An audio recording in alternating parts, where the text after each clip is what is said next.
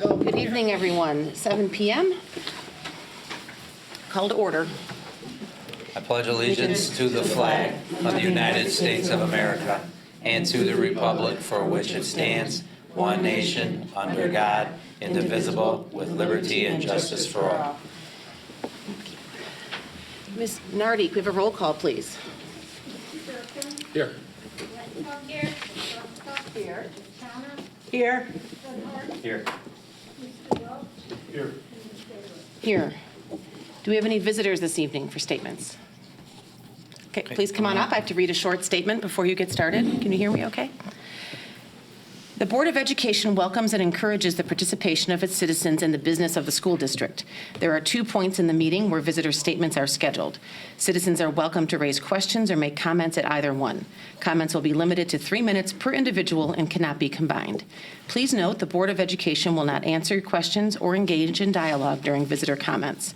If a person would like additional time to address the board, such a request should be submitted in writing 48 hours prior to the superintendent. So thank you. Please proceed. My name is Thomas Dixon. I'm a student here at RB, and I'd like to begin by thanking the board for everything they've done for our school. Furthermore, I would like to express my appreciation for your ongoing resilience and positive attitude during the pandemic. Now, the concern that I'm bringing up has gone through some email chains with Dr. Skinkis and Dr. Freitas, but I thought I would raise it with the rest of the board. I'm speaking to you about a concern and a proposition to resolve said concern. Having not been at RB this past year and a half, I only recently noticed the use of road salt in the winter. I would like to make you aware of the detrimental effects the salt has on our ever-decreasing water supply. The solution I offer is to make use of sand instead of salt. According to the Environmental Protection Agency, 1 teaspoon of road salt permanently pollutes 5 gallons of water. Also, road salt can contaminate drinking water, kill or endanger wildlife, increase soil erosion, and damage property. To expand on this previous point, I'll first begin by relating these issues to RB. When the melted snow and salt mix, it creates a brine, which then leaks into the front lawn. The brine then creates salinization in the soil, which prevents seeds from germinating. I'm aware of this information due to a lab we did in my environmental science class, studying the effects of salinization. We found that just 3% saltwater concentration completely prevents seeds from germinating. The effects are also bad from the perspective of wildlife. The geese of the Brookfield Zoo often lounge on the RB lawn, and having these harmful chemicals so close is extraordinarily dangerous. Moving on from the environmental effects to the economic effects, according to HomeGuide.com, a simple 50-pound bag of sand is anywhere from $2 to $5. However, a 50-pound bag of salt is $9.27 according to Home Depot. When bought in bulk, the money saved when buying sand is significant. Sand is also a corrosive material. It is often involuntarily brought into the schools on the shoes of students. To prevent damage to the stairs and floors, janitorial staff have to spend hours each day rigorously cleaning off the surfaces in the schools. Not only is this time-consuming, but it also doesn't completely guarantee an undamaged school. For all the hundreds of pounds of salt spread at RB every year, only a fraction of that ever gets cleaned up. It all goes somewhere. While most of it seeps into the grass, killing it, as I stated before, it also goes into the school and damages it, costing even more money to repair. Then, the salt that doesn't kill the grass or destroy the school seeps into the concrete and stairs by the entrances, damaging those areas too. After a while, these areas will need to be repaired or replaced. However, since sand is a naturally occurring substance and non-corrosive, it won't cause damage to the surrounding wildlife or school, which in turn will save money and make the appearance of the grass more flattering. From my statements above, it is obvious, and I think we can all agree, that salt is inherently dangerous and cost ineffective, and the continued use of it would be a disaster for everyone. The aspect of safety should be addressed as well. While salt seems to be effective at melting ice, if we take a closer look at the facts, it is not. When the temperature gets to around 10 degrees or lower, salt is nearly useless, and one would need to place unbelievable amounts of it to even see a little progress. It is a dilemma, because the colder it gets, the more salt you have to use, and the more salt you use, the more property you are damaging. The more property you are damaging, the more money you're expending, etc. But sand works in any temperature, as it simply provides traction and makes the situation much safer. So please, for the safety of the students, the environment, and the school property, make the switch. Thank you for your time. I didn't mean to rush you. I was just trying to give you the sign. You had 10 seconds. Oh, okay. I was almost done. You're good. That's why you gave me that. Yeah.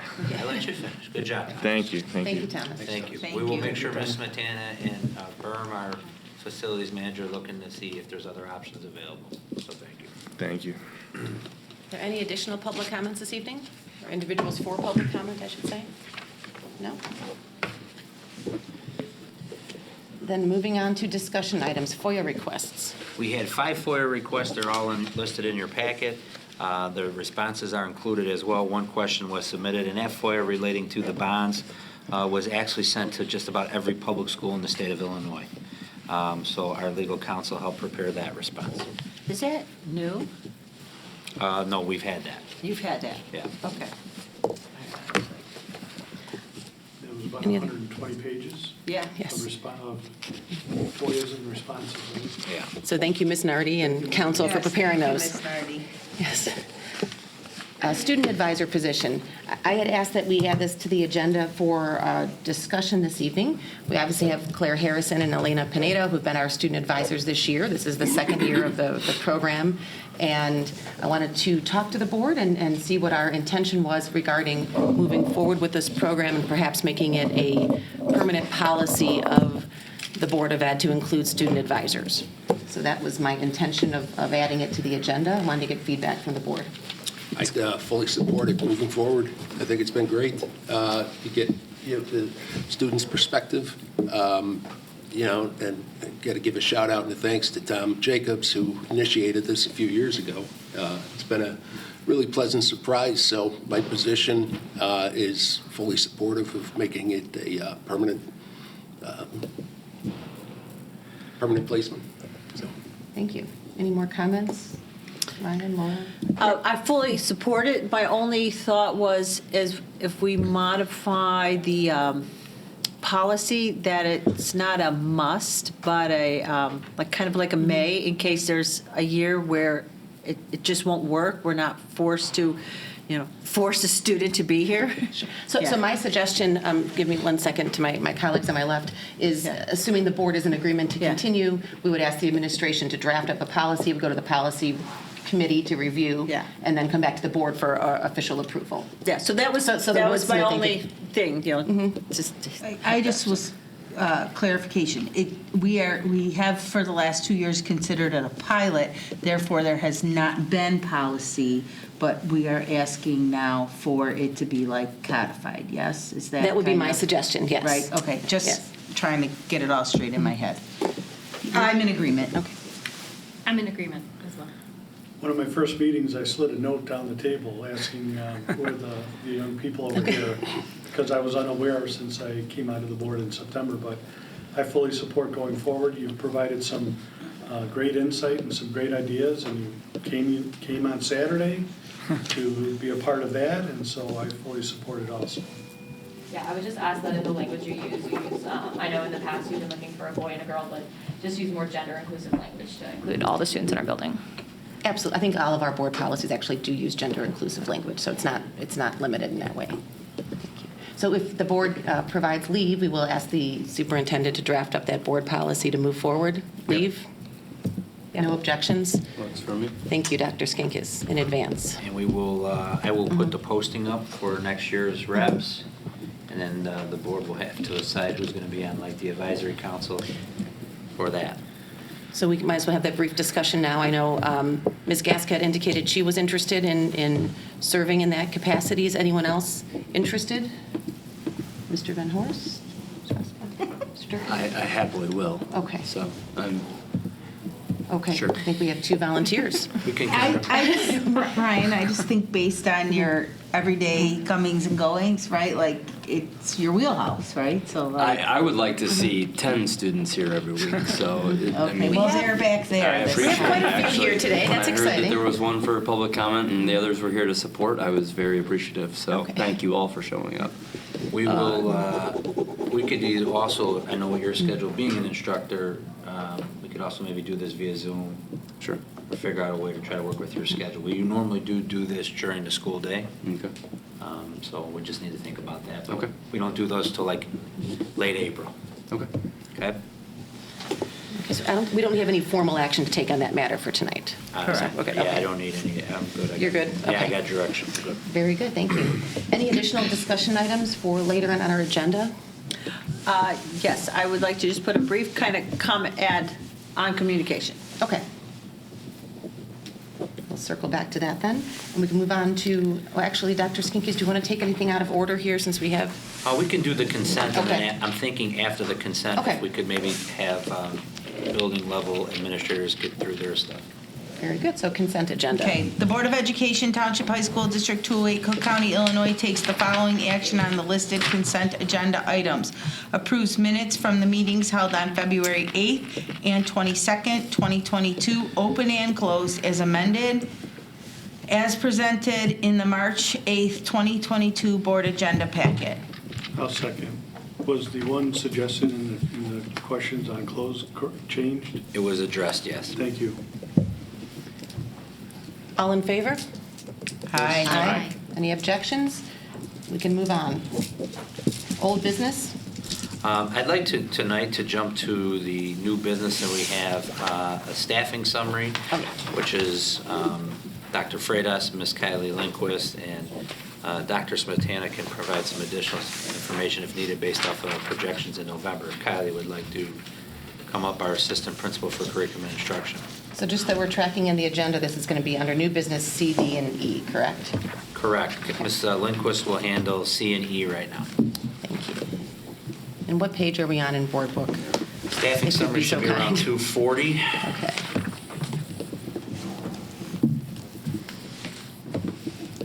Hi, everyone. So I am going to speak to, as Dr. Skinkis said, the staffing summary. There were a couple of questions submitted about some particular courses on the second document, probably in this section, the March 22 sectioning data, and I'll try to thread that in. I'm not going to go through this blow by blow, but rather just kind of explain to you the process since you've already seen this. After we go through rounds of sectioning every year, and we look at student course requests, we are at the point where we're kind of looking at where each department falls up or down, and so that's what we've tried to give you a summary of in this document. In certain departments, it's easier and more straight to the point than in others, because they only straddle one subject, like English. English is just English, whereas things like applied arts have multiple layers within them, business, autos, information technology, those sorts of things, as well as in the fine arts, you have visual, you have instrumental, you have some studio music that goes into that. But what I've tried to indicate in this document, and it's not this one, it's the memo form. The memo form. What I've tried to indicate, perfect, in this one, is where you see those fluctuations by department. And then the sub-bullets try to give you an idea of what our next steps might be able to be based on some other potential lingering factors. For example, when we look at fine arts, we certainly are seeing a growth in some areas and some decreases in student requests in other areas, but there's another factor in fine arts because we have an intergovernmental agreement with District 96 regarding one of our teachers that we are still working through with 96. So there are some things that we have to do on a timeline basis that are legal that we have to make moves on in order to give people the appropriate notice about what's happening next year. But knowing that there's going to be a certain level of needing to maybe recall some of that because we are working with another district and what their FTE looked like in partnership with ours as we did this year. So as I mentioned, the memo form is very much just an overview and trying to give you a snapshot of how each department changed and what the ramifications of those changes might be. The second document, the one after the memo, is where you can see, this is the summary sheet by the grace of whatever deity we can thank. Dr. Smetana wrote the book on how to do Excel, so we have a very sophisticated process by which we go through and calculate class sizes based on our set numbers in certain lab courses or non-lab courses. All of that data that Beth and I input into how many students requested this particular one course, Ceramics and Sculpture 1, feeds into this master document then that allows me to be able to say to Dr. Skinkis, hey, here's where we are and here's where we think we need to be to execute. And then we always, of course, put the previous year so you can see sort of where we're changing and where we're growing. Our target this year, as I mentioned in the memo, was to get us to 106, and we're a little over that. We're sitting at 106.4. Beth feels really good with her background at this school and building the master schedule. Beth feels really good that there are enough places accountable for transfer students, that we have worked through instructional coaches and really looked at class sizes and which classes really need to have certain demographics within them in terms of size to be able to run an intervention course, for example, or a co-taught course, and how many sections do we need to make sure that we fall between our percentages. And some of those things are on that back page on the additional points of clarification. We do every year take a look at where are some places where we can trim and where we can find some savings to keep that FTE lower. This year maybe worse than others in doing that, since I'm coming in 0.4 before what our target was, but we really did try to make some adjustments to get us as close to that 106 as we could. The other document that you have, the one right after this, is the document that Beth prepares every year because that 20 student threshold is what we are trying to achieve. And so anytime we are trying to run a class that is under that 20, we're asking the board's permission to do so. So that's where you see in that first chart that Beth gave us, those courses listed there and their class size. There are several reasons for class sizes being the way they are. There were some specific questions, one about pre-algebra and whether or not that was a course, because it's a course that's co-taught, that could be combined and maybe have a bigger section. That's a class that is probably our most struggling students in the entire building. Most of them have IEPs, and written into their IEPs is that they need that co-taught course, and there is no comparable content that can be paired there. So that is always, and has always been, at least since I've been here, a standalone course. There was another question about whether or not, because we do have the opportunity to combine some courses sometimes, there was a question about AP Spanish literature. Could that potentially be something that is combined? We have a very robust AP Spanish program, and the literature is the capstone course. It's the highest course, which means it's the highest course for our heritage speakers. Thus, it's part of our EL program. So that is not a course that we can combine in any facsimile with another course, like we do, for example, at times when perhaps a French course may be paired with the AP in the highest level of French. The EL nature of the AP Spanish literature makes that very different. Other courses that are included in there, the reading courses are intervention courses. AP Music Theory is under the cap, but that's actually an enormous number for an AP Music Theory class when you think about the specialized number of students that are going in to take theory. That's such a, I'm not going to take theory unless I'm doing it for my job type of situation. Things like AP European History, it's, we never want to, as a building administration, box kids out of AP opportunities. So saying, oh, there's only 14 of you, we can't run that, that's not something that's an easy pill for us to swallow. So we're asking the board's permission there. Beth also includes courses in that second chart that are maybe over that 20 threshold, but they're well under the caps of those courses. So she has listed the class cap and then showed where that March enrollment is. So we're typically offering these classes 1 period a day as singletons. Some really exciting things there are the second, third, and fourth listing. Electronics technology, Beth, I believe, said that that has never run since she's been at RB. It's always been on the books. Human growth and development, we haven't run, I believe, since 2017-18, as well as health occupations, because as I'm sure Mr. Venhorst can attest to, there is a shortage of family and consumer science teachers all over everywhere. So when we started to see these numbers roll in and we saw this spike in offerings or in requests for applied arts courses, we saw a really unique opportunity to hire someone in our current FACS teachers last year to kind of build that program up while she's still here. And when we get to the chart part, you will see what I'm talking about when I say those applied arts requests are really shooting off the charts. So those are some really key shout outs there. The rest of the classes are classes that you probably see every time you look at this, very typically. Kylie, before you get into the bar graph, so on the classes under 20, obviously we know the AP Music Theory. Tier 3 reading, sophomore reading, both are interventions. Pre-algebra is intervention, right? Mm-hmm. You got the heritage speakers and the two.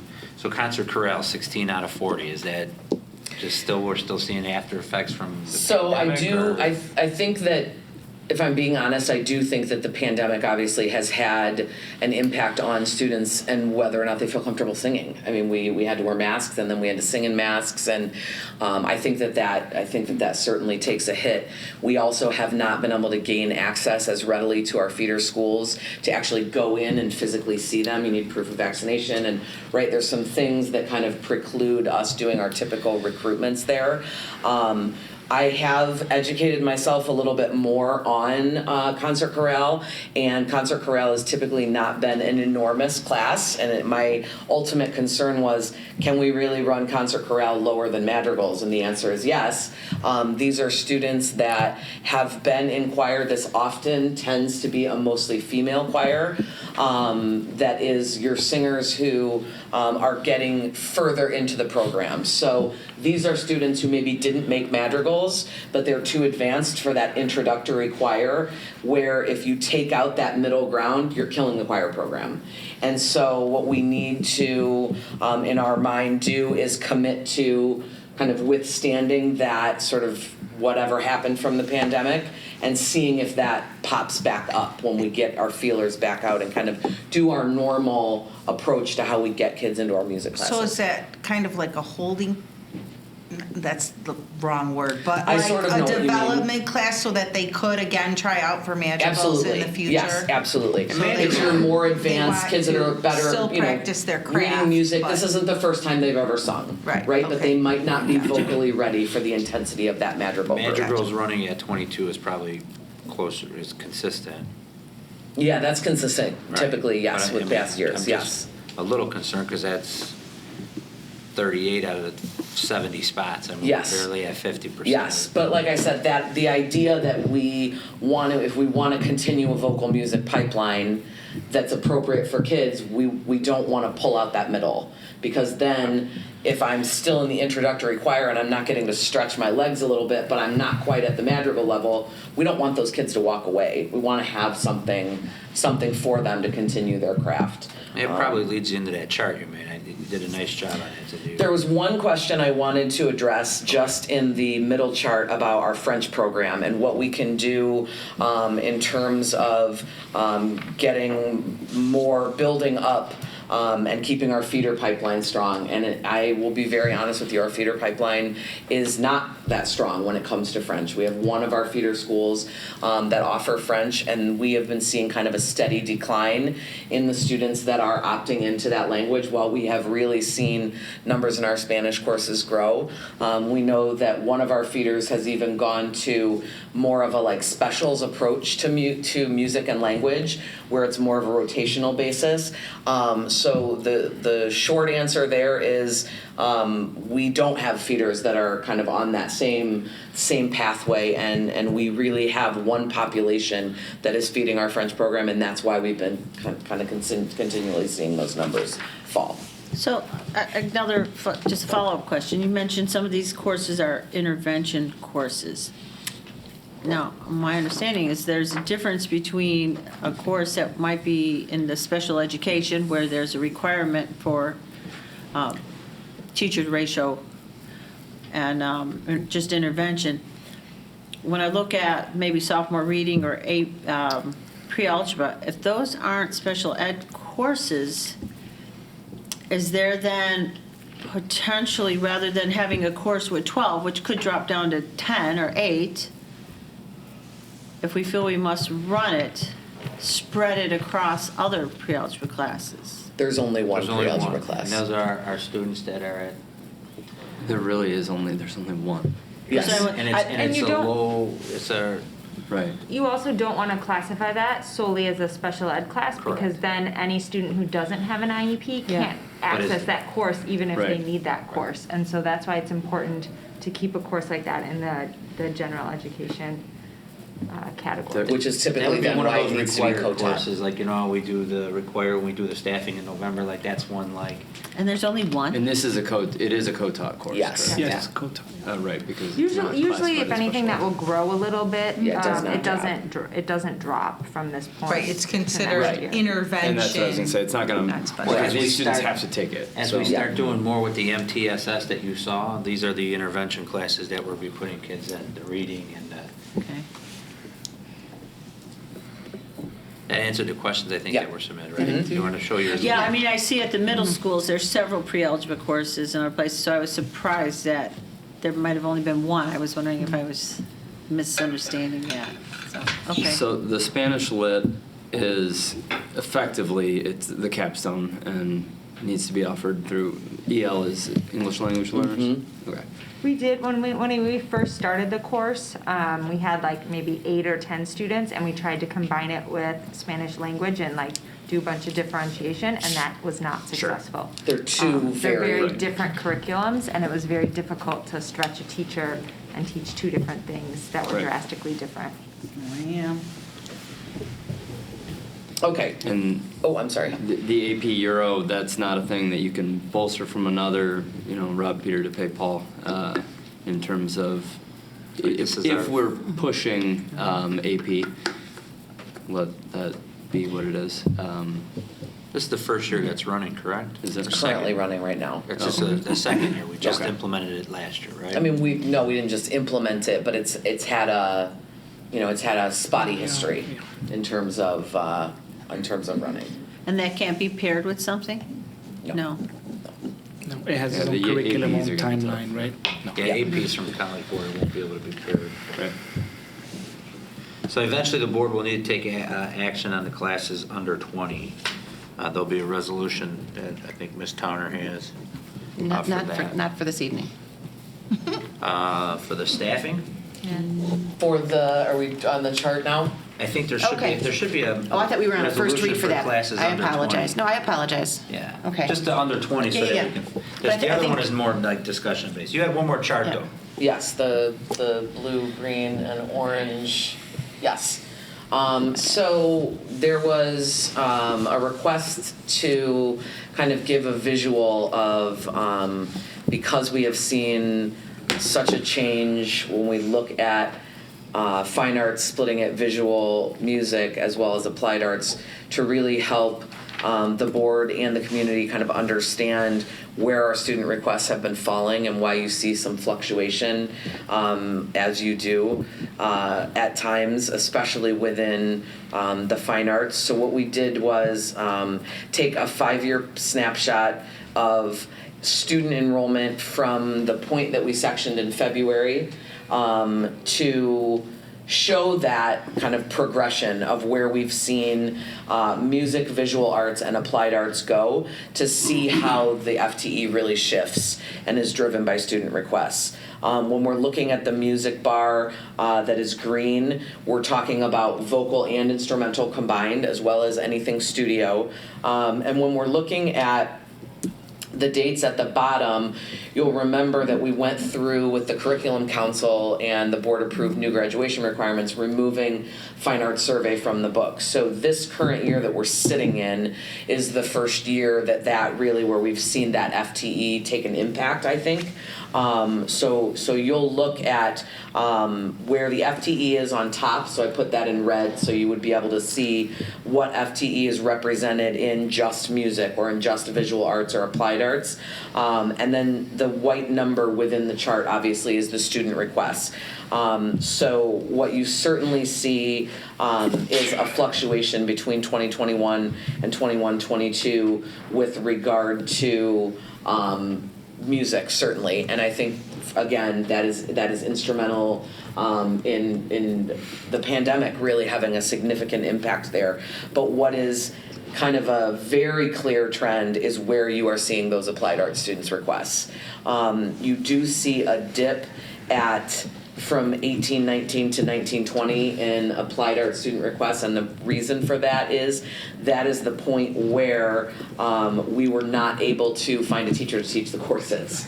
So we ended up having to disperse those students into other areas because we had someone who quit the year before mid-year, and we finished with a substitute, and we called the schools, we did the things, we just at that point didn't have enough FTE to put at it to hire a 1.0 teacher, so those kids had to be spread out, and that's why you see 833 drop down to 745 in those first 2 years.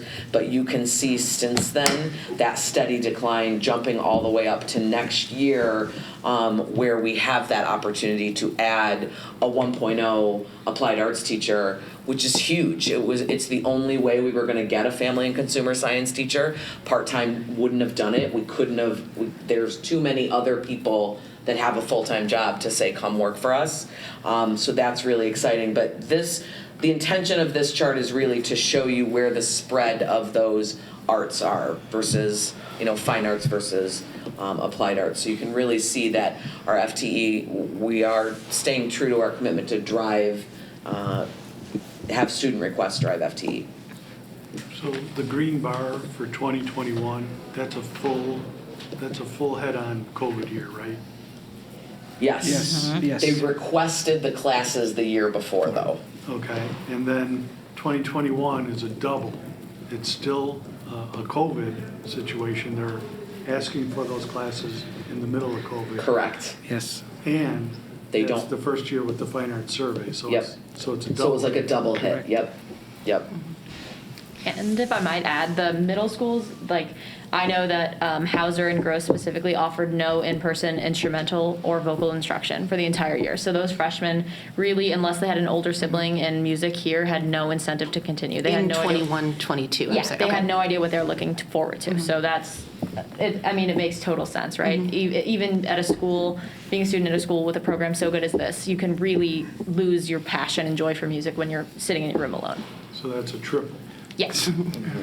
I think I'm sorry. And so we don't know a year or two from now if it would rebound because we're back in person and the grade schools might be ramping up. We would hope so. I mean, you can see in 18-19, 19-20, and 2021, we were moving in the right direction. There was a really strong recruitment effort. There was really a lot of outreach being done, a lot of showcasing of students highlighting their musical talents in the cafeteria and all of the things that were no longer access points. So you can really see that, our music department was doing a nice job of building. So, is there a case to be made? Certainly, yes. That's what we want to see. You see it uptick a little bit between 2020, this year, 21-22, and next year. But I think that with all of those things that you just mentioned, Mr. Welch, those triple punches, we're fighting an uphill battle in some ways. And so one more, then I'll let you, Doctor. And so as we're looking at the far right, this is a good picture to show where we're going with staffing next, right? Yeah. Yeah, thank you. No, and I just wanted to add a question that was submitted to us, right? There was a reduction in force for the choir teachers. Somebody going to teach choir? Of course we will. We will definitely have someone teach our choir classes. So I appreciate, Ms. Lindquist, this graphing. It's a good depiction to see the 5-year spread, and obviously when the fine arts survey went away. I do think one of my takeaways, though, is you see for the 22-23 year that you have this incredible growth in applied arts. I mean, you have almost 400 more students in one of these 3 buckets than you had in 18-19, and our population has not gone up by that amount. So you're seeing students take additional electives, which I think is a positive, right? Whether it was the elimination of fine arts survey or not, is allowing a certain amount of flexibility to attach your time to your interests. So thank you. And those are those career pathway courses, you know, those are the Cooking, courses. autos. Yes. Next year might be the first year we're running Introduction to Electricity. Yeah, Yes. yeah. I Yes. mean, it's just, it's super. Exciting. It's super exciting to have been able to put a 1.0 out. And to see the interest roll in. Sure, too. well, and Laura and I worked on that committee to when we really dove deep and we went around with fine arts survey, right? But the choice, right? The ability to have more choice and be able to focus for any of our students to have greater choice and focus their efforts on the things that they want to accomplish while they're here. I mean, I'm all about a well-rounded education, but the way of the world is that there's so much choice out there. So I think it's for the better in the end. I would just say one last comment so that we can get moving on the resolution. I think it's important, and there was a commitment that Dr. Smetana and myself made about 5 years ago, and I would say that, Dr. Freitas, this is something that you and your assistant principal, Ms. Lindquist, and Ms. Augustine need to, we should always have a vocal and an instrumental program, right? Because when we went back in 2011, when I first started here, and we went through some lean years, right, we made the commitment to always make sure we had instrumental and a vocal, and that's something in the future we need to make sure that we can at least sustain, is to have those 2 programs so that kids that are not just instrumentalists but are singers or performers can have those opportunities. Yeah. And so we need to kind of look at our staffing and how we're doing that in the future. Because I see, like, even on the other chart, even some of our chamber orchestras down a little, chamber choirs down a little. I mean, so we just need to continue to work with our feeder schools. I know we only have one feeder school with orchestra. Correct. And that's who we do the IGA with, is District 96, right? Yeah. Yes. So just keep that in there. We should always try to have a vocal and an instrumental for sure. And we're at 2.4, which leaves us in a midpoint. Right? Correct. And, okay. And that's if the board approves the 2, like, we only run AP Music Theory every other year. So like if staffing numbers stay consistent today, next year we would be down to 2.2. As AP Music Theory usually runs every other year. So, Do students know that?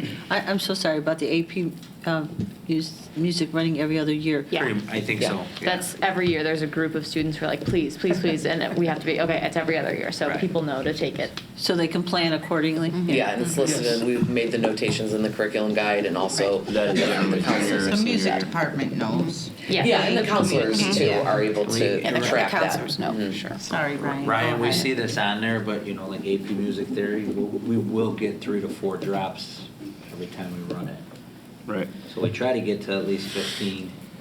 No, I'm looking at the trend, and clearly we know what the Fine Arts Survey created a shift in where choice went, and with the uptick in applied arts, that's clearly something that's being seen, and I hope that's something that's being pushed. I'm not sure where the district is moving toward the P20 initiative in getting credentialed pathways and things like that. Where we're moving, I'm not certain what the discussions are, but creating those pathways with dual credit and things like that are great. I'm just curious are we going to see music take this dip and then come back up, or are we? I know it's all projection right now. We don't know where we're going, but it's been hard for the performing arts and everything through the pandemic. So I'm hoping that there's some stability within where these numbers go. But I'm concerned. I mean, we're one school, and we're a small school. I understand. Yep. And so I think to remind even myself that we could fluctuate 10 students, and it looks like a wild swing sometimes. Well, you also, even like with Yeah. our other classes, sometimes you get bad breaks, right? So Yeah. Kylie talked about, and educators on the board will understand this, and some of you that have been on, actually probably all of you have heard this before. Sometimes we get bad breaks. So, right, we're running a class and we put a cap of 30.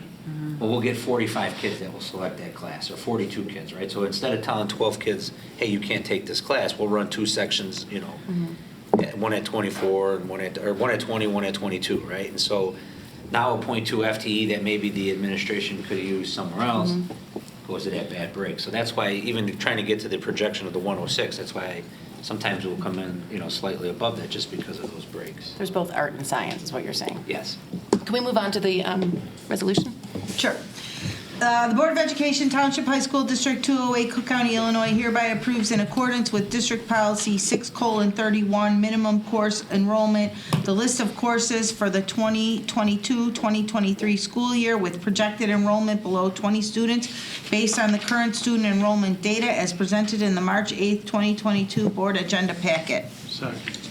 Second by Mike Welch. So are we comfortable then as a board? I'll say for the first time that I'm a little uncomfortable with this list, but I think, our administration came and made a plea for them, and, I'd like to support the administration. Would you request a roll call vote? Are you looking for a roll call? No, I'm just Okay. double checking, is everyone uncomfortable? And I'm just voicing that. It does make me a little uncomfortable this year how many are solo, but I think they did a nice job kind of advocating for these courses, so. Any other comments? I'm just happy the decisions weren't terribly harder than they were. We didn't have to make bad choices. We made choices. Hard. We made hard choices. We made choices for students in this.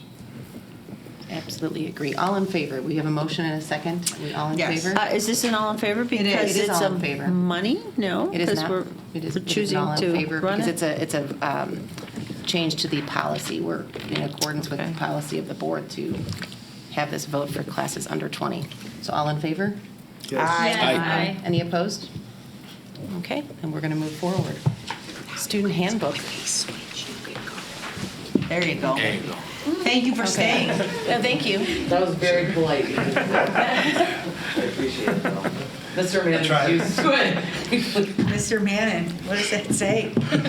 You're going to go through textbook real quick and then we'll. I have something in there, too. In the handbook? Yeah. Okay. So it's solidarity. right. Yeah, you can do the handbook first, yeah. Then you can get out of here. You have a longer drive than me. Okay, so this year, with the handbook every year, it's changing and morphing in regards to, I think, what my perspective is on what a handbook actually means to a student, especially a student at RB. And so we really wanted to capture what their responses were and their feelings about how to navigate the handbook, how easily accessible it is, if they utilize the handbook, things like that. And then I came up with some common themes that just stuck in my head about, when we look at the review and we want to make sure that we create connections and we're informing not only our parents but our students, and it's an easy read and easy to understand for our students and a place for them to go to access QR codes, hyperlinks, code of conduct, athletic expectations, final examining, all that stuff is in there and easy for our students to get at.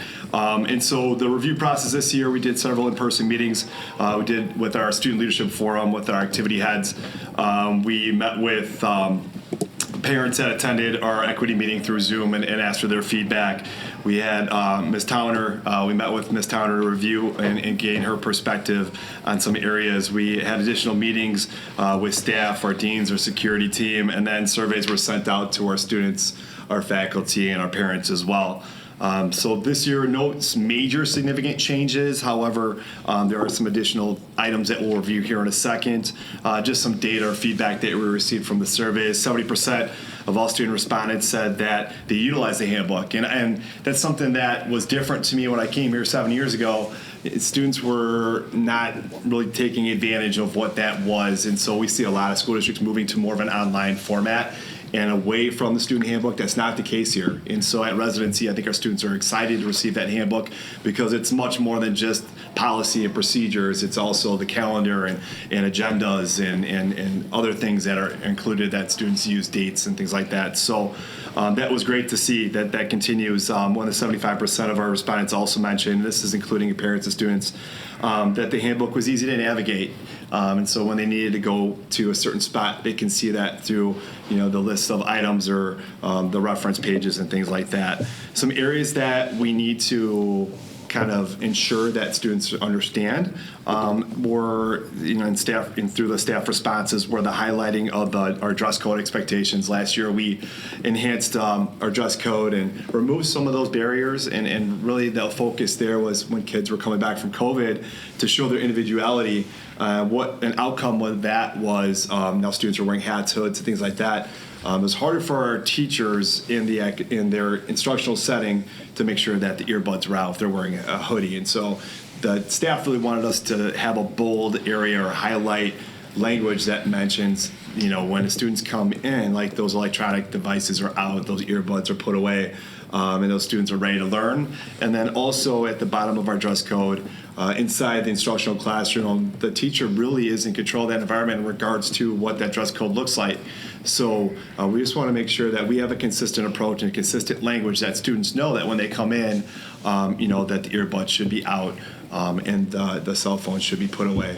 And I know that's been a really big struggle for our staff here lately with the cell phones, especially with the connection, not only from their parents, but also just like giving that device up and putting that away when they've been so connected, within the last 2 years. And so we know our parents would like to text our students and make sure that they keep up to date to what they're going on. But if you could just give them a break while they're in an instructional setting, let's all just put those devices away so we can focus in on the learning. That would be very beneficial, and we'll highlight that through our handbook as well.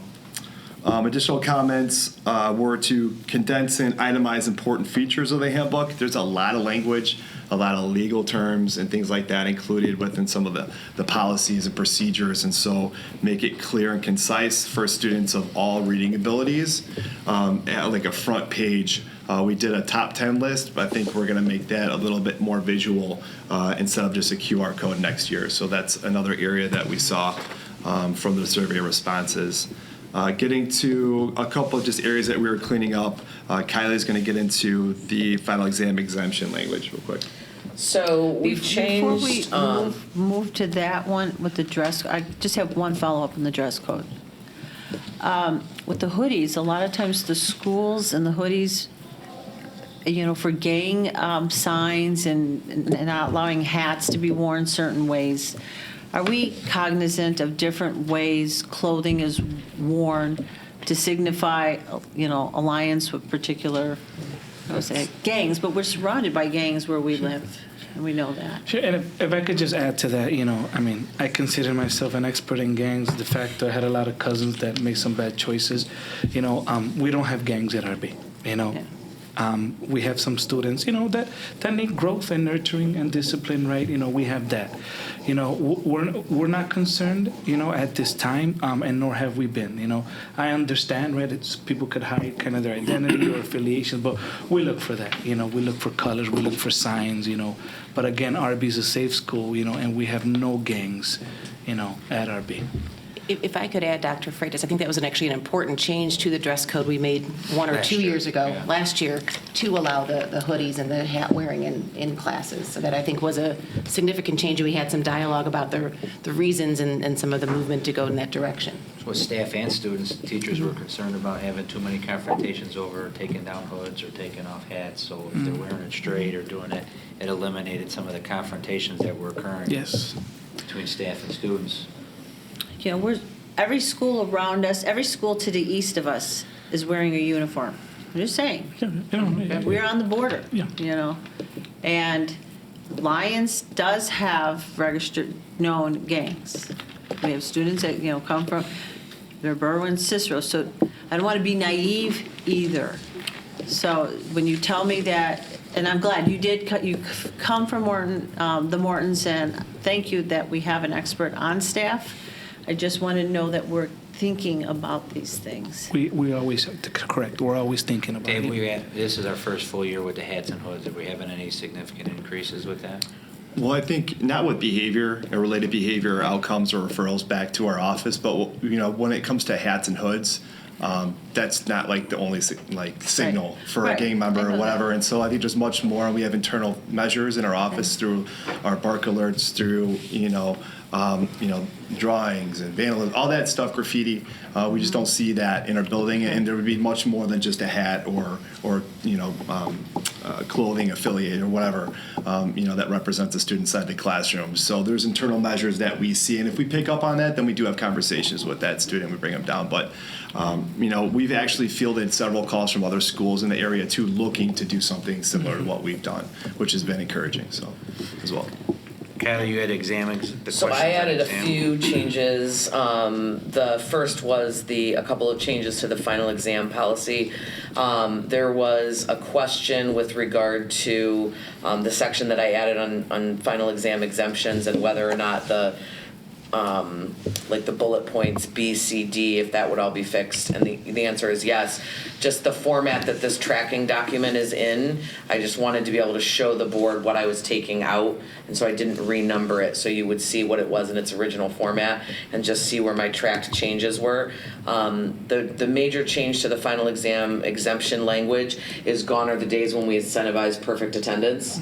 So we're removing that barrier to exam exemptions. However, you do still see language present about student cuts or unverified absences, and there was a question submitted about feeling like this might be a little bit of a gotcha, and in some ways it is. But at the same time, it's a deterrent as much as it is a punishment. When seniors get that senioritis in fourth quarter and we're working on attendance, we want to make sure that our seniors are in class, not hanging out in the bathroom or roaming the halls because they don't want to go see their Spanish teacher. So, we do want to at least preserve that we want our students committed to going to class appropriately as they're supposed to if they want to get their exam exemptions. But if a parent calls a student in, there's no limit on that anymore. They can go to college visits. They can have their mental health days. The attendance is gone. But if you're in the building, then there are going to be some consequences if you choose to cut class. So that's why we left that language in there. We also made an adjustment in adding the correct graduation requirements chart.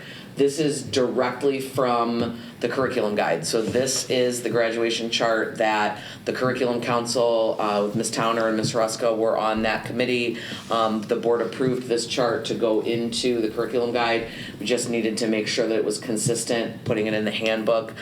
So everything that you see there, all the way down through the bold board policy, is directly taken from that curriculum guide. This is something that is communicated to students starting at their first entry point at RB. When they go through the registration process and they meet with the counselor for the first time, that's the first time they start talking about a 4-year plan with the graduation requirements as their guiding lights. Okay, and if I could add, it's also online in the curriculum guide, future focus night, grade level meetings, small group meetings, course selection meeting. I mean, we communicated, 5, 6, 7, 8 times in all ways, shapes, and sizes. So we over communicate this. Mm-hmm. And there was also a question about there appears to only be one specific honors level course that is listed within here. This document does provide some choices in certain areas, but there are certainly other avenues on the honors track toward that. For example, any of the honors mathematics or sciences, there just wasn't necessarily a need to delineate those the way there are in, for example, the social sciences or English, because specific courses fulfill that. For example, English 12 requirement. And the only other thing I added in the handbook was language on incompletes. We're seeing a lot of students with mental health issues, with hospitalizations, and we had very limiting language in our student handbook with regard to a very steadfast timeline. We needed to be more flexible with that. And so the language around incompletes allows a team of people with administration and counselors and teachers to really make an appropriate decision for a student based on their individual case. I love that. I do have a question on, you had a chart, Kylie, a while ago with, because the state requirements, I think it's only 16 credits for high school Yes. graduate, and we're requiring, 22. I noticed we had the 2 credits that could be waived. And I don't know, if our work-study program counts for that, or if they're in a, Dual which credit. you've been doing, a vocational type course, or some of these things. If that pops out more, I feel, and I've always felt this way, it's not a secret. Yep. That the 22 is a little oppressive. If students want to leave after 3 years, let them leave and move on with their lives. A student could do that if they're their Yes. senior year, if they say, hey, I'm going to apprentice, or I have some other options. Yeah, we every year we have students who graduate early, and that's something that they typically establish within that 4-year plan, and so their counselors know and can support through that. And to be honest, one of the beautiful things about working at RB is, because of our size, is we have so many stipulations in place that the principal and the superintendent can approve pathways that are appropriate for students. And I don't think in my 7 years of being here there's really ever been something that a student needed or wanted for their future that we haven't been able to make work. Through the good partnership of the Student Services Department and their students, the commitment of our families and that open line of communication, and then the ability that we have to advocate for students, and Dr. Skinkis and Dr. Freitas to fully support when we come to them and advocate for that. Absolutely. I can confidently say that a student who wanted to be able to pursue life starting when they wanted to, Right.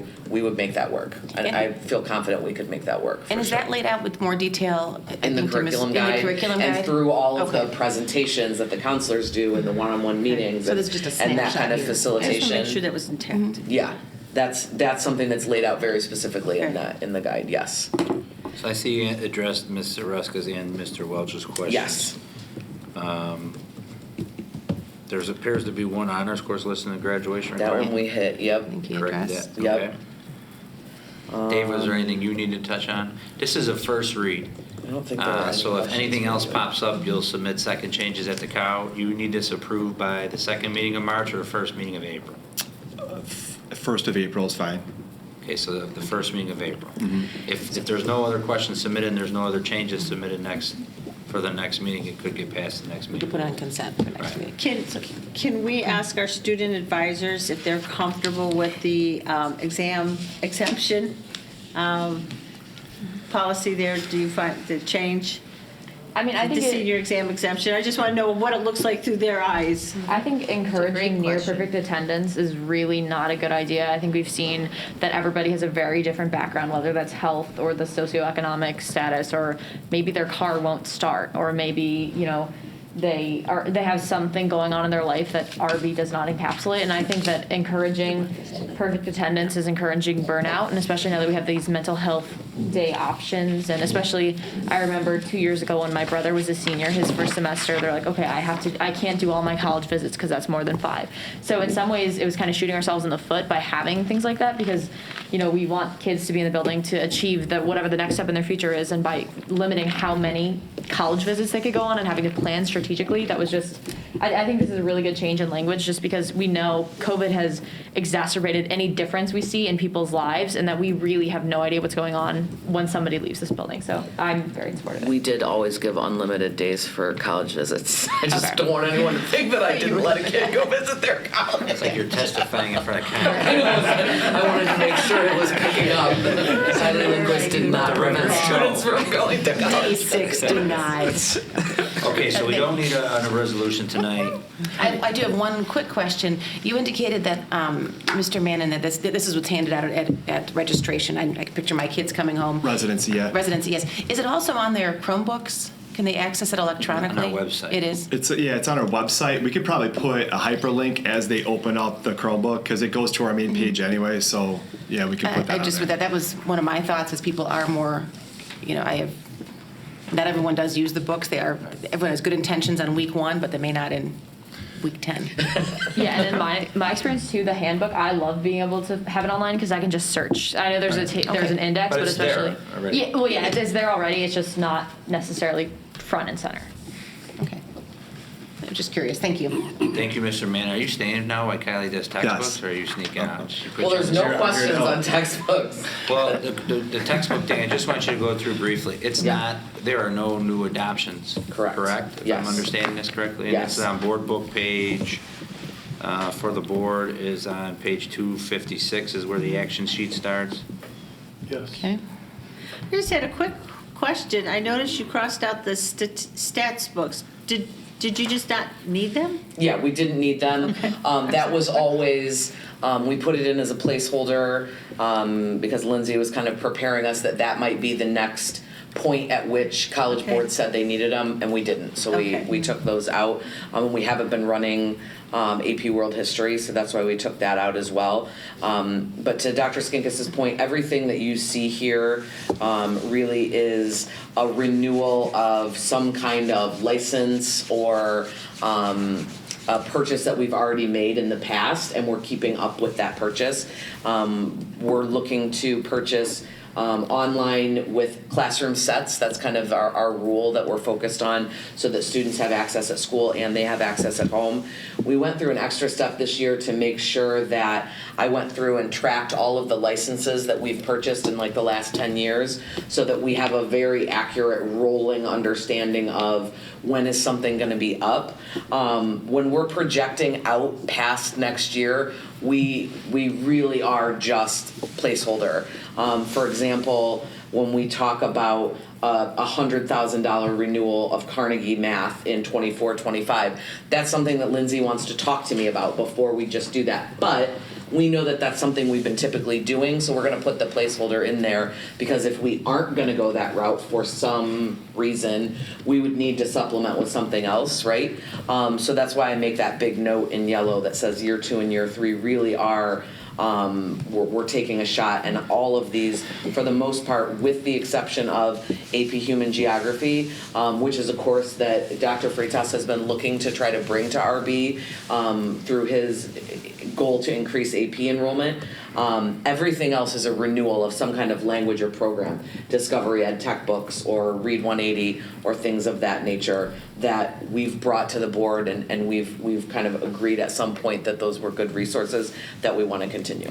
We wanted to do a 3-year plan, and the reason we put this in a couple years ago, I would say it's probably been 5 to 7 years we started to put this in, is so, right, with budgeting purposes, we'll sit up here as a board, we talk about staffing, we talk about large purchases, and then all of a sudden we get to the budget, in the tentative budget, and there's a $100,000 tech license, right? So if we start putting this out in front of you 2-3 years, it was to avoid the long conversations. I, for one, I appreciate seeing it on a projected basis, and you can see that year 3, even with placeholders, is not a cheap year for textbooks, right? That's a significant. Yeah. That's a couple of companies that's an FTE and a half. Companies have also caught on, and now license. For sure. Okay, nobody's buying our textbooks. Yep. We're going to charge the same price for our licenses.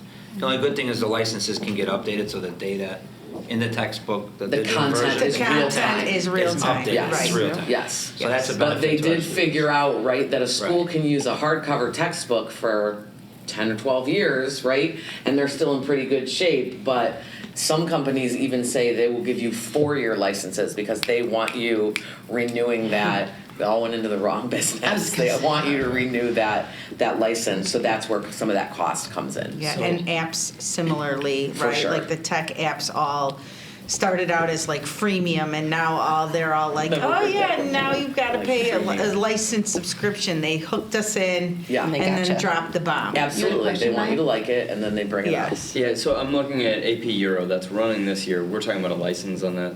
Those we're talking about, that's a classroom set of actual books. Okay, and Yes. so it's running this year. Is there not already Yes, a book? they, those are updating from, the College Board has a specific requirement for how long you can use certain resources. And since that didn't run for a while, we have to update those now, to be in accordance with College Board, so that we have the appropriate history Are that, we that using feeds an into old the book that- pipeline. Yeah. One that's phasing out. Yes. So we got 1 year's use out of it. Yeah, no. We had those. No, we've had them Okay. since, there was a chunk of time where AP Euro didn't run, but before that, like, before all of us, it was something that very typically ran frequently. Then we kind of went through a phase where students lost interest there, and Erin has done a nice job in the last couple of years of, she's taken over that course and really built it up to try to build and continue building that student interest. So now we need the materials to There are catch up with things her. going on in the world that may interest people in Europe again.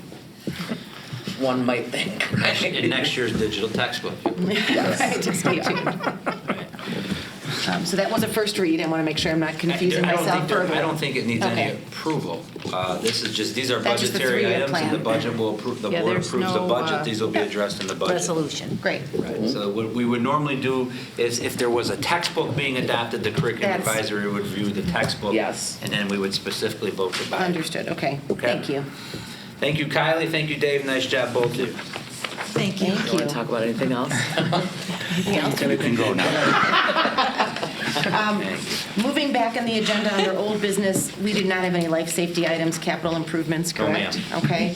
We did have the updated district goals chart based on last meeting's discussion, but the intention was not to get into the substance necessarily of those particular goals, but wanted to, I know Dr. Smetana and Dr. Skinkis worked based on some of the board dialogue to refine that chart. And as I understand it, the question to the board is this the format we're looking for? And then they can move forward and populate those squares accordingly for then a further discussion by the board at perhaps the next cow or Yeah, after. we received, well, these are the changes based Yeah. on the feedback that I heard from last board meeting. And so we eliminated the action step. That's more of a less administrative notes for us behind the scenes. So we have the goal listed and then the SMART goal for the upcoming school year. There was a question submitted, but I think, the president was just basically addressing that like the idea is to, achieve the one thing, and then obviously we would look at the data from the survey of from the communication survey, and then provide recommendations to the board on what next steps would be. Yeah, so I like the format, it's really good. And, I did submit some earlier. My only, and I think Dr. Skink has covered it, just for the SMART Goal 2, I just felt like that could be done, if they're going to implement that survey, in order to say that, to complete that, we'll implement the survey, collect the data, have the administration look at that data and bring back recommendations. To me, that would have been what that goal would be. Just to implement, when I read it the first time, it was just to implement a survey, but then it would be 2 years. So my suggestion here is perhaps, since we've had a lot of other discussion, we have some Yeah. closed session items, is not to spend, we certainly can if the board wants to discuss those goals in great detail, but I think I want to make sure we're all comfortable with the format. Just the format, Yeah. and I did send all this ahead, so Okay. if you just want to stay with the format, yeah. Okay, so I think, is everyone else comfortable with this format? Does it get us where we want to be when it comes time to have those nittier, grittier, if you will, discussions about the goals themselves? Does this capture what everyone's discussion was? Okay. So now is my next step to draft one for another one, correct? No, I don't think we're done with 2. I think what you're saying is the format's okay, but I think the next conversation is on the SMART goal. We have to have the conversation, are we okay with the content of the SMART goal? You were the only one that submitted the feedback, so if it's just looking for the tweaks to put down in there. I put practices to identify areas of strength and improvement. I don't have a problem adding a sentence. We could adjust that to say analyze the data and present the board With the recommendations. with a summary report. Yeah.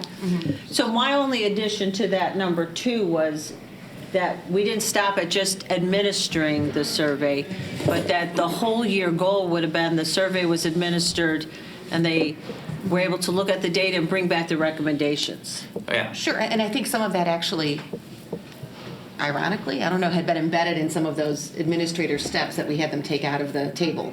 Right. So I think that was, my read of this, that was understood. They're not just going to check off a list and say they did the survey. They're going to do the survey, come back to us with results, findings, and make some type of next step. Yeah, and I think it probably should be in the text because somebody else reading it didn't see what we saw before and had removed, and so. Minor change, I can make Okay. it. Thank you, Dr. Skinkis. Anyone else have any comments on that particular goal? And I think we would kick it back to you guys to. I did not get any feedback on the goal number 5, so I'm assuming everybody else is good with that. My only question on 5, it's not my wheelhouse. I was hoping to hear from Ms. Zalis, because this is your expertise working with the different local governments. Do you think this is as good as we can get? I think that this is the goal we should have in place, and then we'd have to, like with all of these goals, the administration comes back to us and says, the meeting went well, it didn't go well. You have obviously elections in play with some of the local elected officials. There still is this issue of new, leadership at the zoo that we're anxious to meet with. This, to me, is appropriately captures what needs to be done next, and then I am confident the administration would come back and say, here's what we think the real next step is. I think we're in a bit of a holding pattern right now. Because we haven't had any action on this, honestly, in 12 2 years. months. Yeah. 18 months? I mean, it's been a Pandemic. long time. Yeah. Yeah, and you're, where you work, you have some insight that we don't have, and so that's what, at this I meeting. have just no looking for magic that. insight. I assure you of that.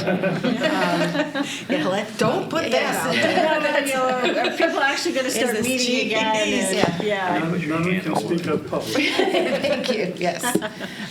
So any more comments, I guess, on goals 5 or 2? And my assumption from our discussion was that once we, in step by step, as the administration takes time to flesh these out, we would finally approve all of them once complete. So my goal for the Yeah. 22nd will be, I'll make the changes that Okay. Mr. Ruska asked, and I did not hear any negative feedback or any It's contrary feedback on 2. So I'll make those changes, and then I will work on drafting one for 1, 3, or 4. I'll just kind of Okay. work on one each meeting. That works for me. Is that okay with everyone else? Yes. We're good to move forward? Okay? Okay. Thank you for keeping that on there. It's obviously work that needs to be done. Remember, the goal is once we get all 5 Yeah. of these and we're somewhat good before you would vote, then I send it to the stakeholder group. Correct. Right? So, I mean, got still a Agreed. couple steps left. Agreed. Okay. New business payment of bills. Very important. I don't believe we had any questions believe we had submitted. any Ms. Smetana, questions. do we have any questions? I just feel somewhat out of order here, so I'm kind of. No questions were submitted on the Okay, bills if you want to read those. okay. The Board of Education, Township High School District 208, Cook County, Illinois approves the payment of bills as presented in the March 8th, 2022 Board Agenda Packet. Second.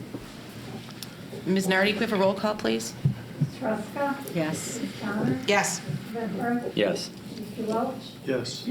Mr. Durkin, Yes. Ms. Gasko, Yes. and Ms. Salis. Yes. Student registration fees for 22-23. This is only a first read. Dr. Smetana, do you want to address, please? Yes, annually at this time of year, we ask the board to approve the student registration fees. Earlier Can in I the ask school what year, board you've book already. page again? I'm sorry. 237. 237. Thank you. Earlier this year, you have already approved the fees for each individual course, but these are general registration fees. I am only proposing 2 very minor changes. The first is changing the timing of the discounts for the yearbook so that they have a better sense of how many yearbooks they need to order.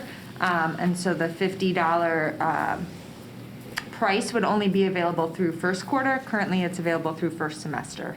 And then $55 is second or third quarter. Currently, it's all of second semester right now. So the price isn't changing, just the timing of when the discounts occur. The next proposed change I am suggesting is to eliminate the pay to participate fee for the third sport, because the board on April 28th of 2020 voted to cap fees for each individual student to $350. So in essence, the first sport is $200, the second sport is $150. So there will never be a need for the third sport, so I'm just asking for the approval to take that off. And I just want to be clear, Dr. Smetana, that pay to participate fees includes performance and competitive activities would total towards the $350. Correct. It's in the footnote, but for anyone who may be watching, it's not simply a just waiver athletic. of the third sport. It's all activities, Can there be a cumulative. combination? So if you do Absolutely, one yes. sport, two clubs? It's Okay. Yeah, that's why I think it's important just to. that it's impossible for the third sport to ever come into play, which is why I'm asking that we eliminate it. Yeah, for Kristen, on clarity. the bottom of that chart, it says pay to participate fees are capped at $350 per student. Maybe we just put in that footnote that it can be a combination, any combination of athletics and/or activities. Oh, that's a good sentence. Sure, it says- this doesn't go out to families, but yes, sure. we Yeah, can I add think we that. put that if we could just make a note to put Yep. that. It says per family. Is that per student? No, it's per student. Per student. Where's the Okay. state for What family? do you- On- Existing fees on the right. On the right, in Oh, the chart. my And so- apologies. It is per student on the next Okay, chart. I did wonder about that and wondered how that was. As someone with twins, it's per student. Well, I wanted to make sure you paid. Thanks for keeping me honest.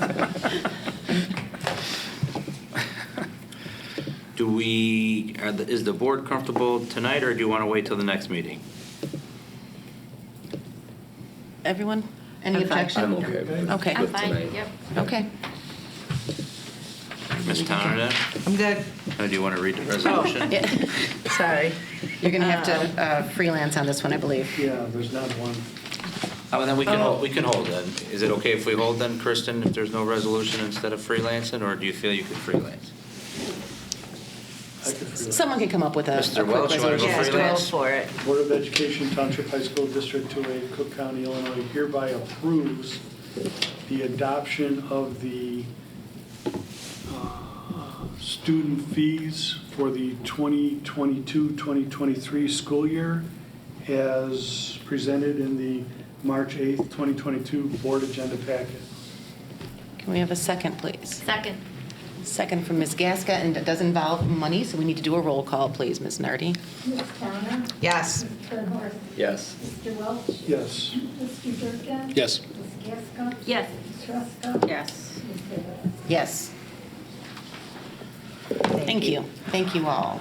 I got you. Okay. On the fly makes me nervous. Visitor statements, we did have the woman in the back. She wanted to get up and say something at one point. Yeah. But she's- I missed that, but I think, okay, so she's, that was our second visit. opportunity for visitor statement. Thank you. Discussion items, Ms. Ruska requested comments on communications. Yeah, and I left one, and I'm hoping that this is a continued dialogue.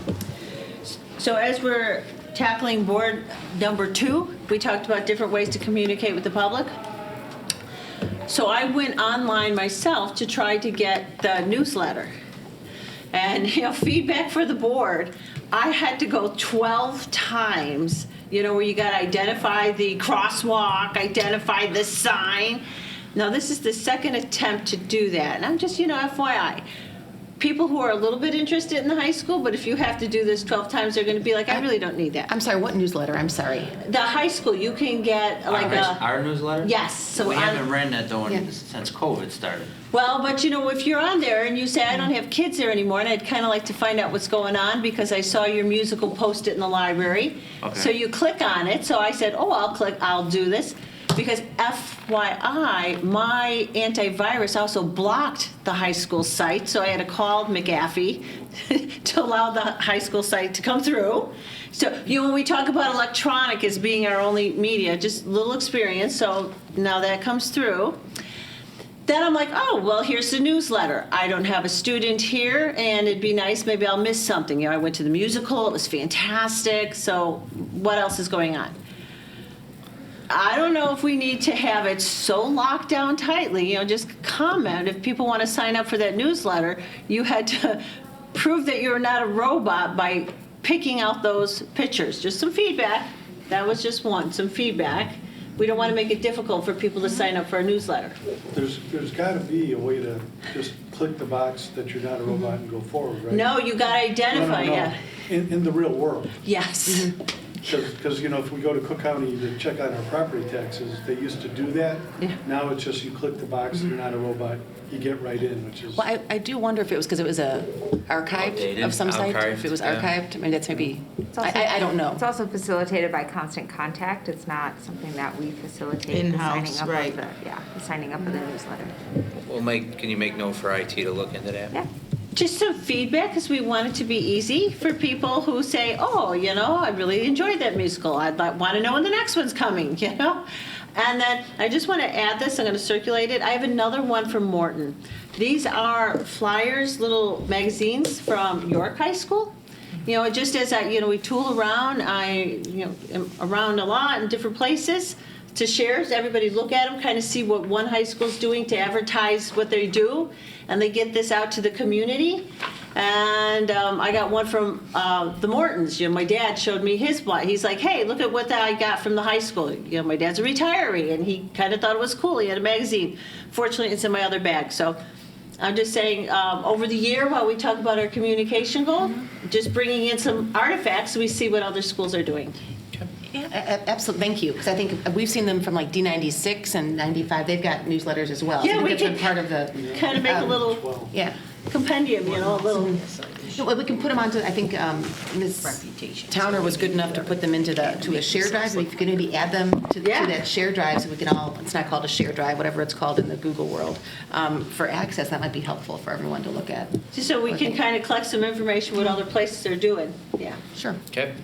Okay. Okay. Matters for close? Any consideration of items for future meetings? I do have to ask that. Anyone looking? Matters for closed session, personnel, student discipline, purchase, sale, lease, probable imminent pending litigation, collective negotiation, school safety, and for closed session. I believe we have content. The Board of Education, Township High School, District 208, Cook County, Illinois, enters closed session for the purpose of considering appointment, employment, compensation, discipline, performance, or dismissal of specific employees of the public body, student discipline, purchase, sale, or lease of real property, probable imminent or pending litigation, collective negotiations, and school safety. Second. We have a second. We have a roll call, please, Ms. Nardi. Mr. Benhorst? Yes. Mr. Welch? Yes. Mr. Durkin? Yes. Ms. Gasko? Yes. Ms. Ruska? Yes. Ms. Towner? Yes. And Ms. Zales? Yes.